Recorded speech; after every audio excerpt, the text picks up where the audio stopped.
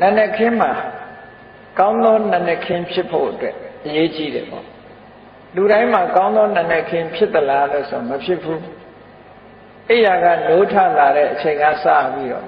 နှုတ်ခမ်းကြီးစူးလို့မျက်နှာကြီးအောက်တိုးတိုးနဲ့နေတဲ့ပုဂ္ဂိုလ်ဘယ်လိုလုပ်ကောင်းသောနာနဲ့ခင်းဖြစ်မဖြစ်နိုင်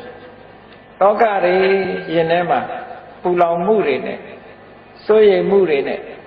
နာနဲ့ခင်းတစ်ခုကိုဖြတ်တမ်းမဲ့ဆိုရင်ဘယ်လိုလုပ်ကောင်းသောနာနဲ့ခင်းဖြစ်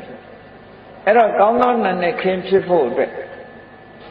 စိတ်ချမ်းသာကိုယ်ချမ်းသာနဲ့ကိုယ်ရင်နဲ့နှလုံးထဲမှာအပြစ်ကင်းတဲ့သဘာဝတရားတွေဖြစ်အောင်လုပ်နိုင်မှကောင်းသောနာနဲ့ခင်းဆိုတာဖြစ်တယ်ဟောလူတွေဆိုတာမနဲ့မိုးလင်းလာလို့ရှိရင်နံပါတ်1မလုပ်မယ်ဆိုတာတွေးကြတယ်အာယုန်တစ်ခုပေါ်မှာတွေးကြတယ်စိတ်အလုံးလုံးတွေးပြီးရင်မလုပ်လဲပြောကြ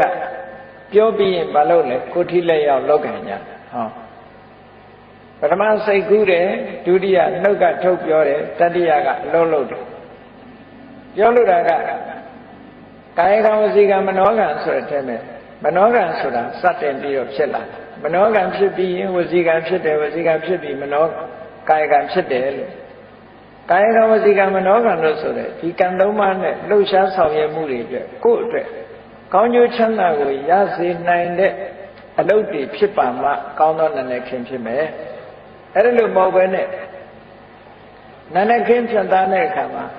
မကောင်းတဲ့စိတ်တွေမကောင်းတဲ့အတွေးတွေမကောင်းတဲ့အပြောတွေမကောင်းတဲ့အလုပ်တွေနဲ့ဖြတ်တန်းသွားပြီဆိုရင်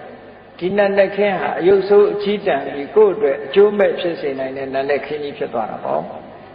အဲ့ဒါလိုပဲနေ့လည်ခင်းတို့ညနေခင်းတို့ဆိုတာလေကောင်းသောနေ့လည်ခင်းကောင်းသောညနေခင်းဖြစ်ဖို့လိုအပ်တယ်ပေါ့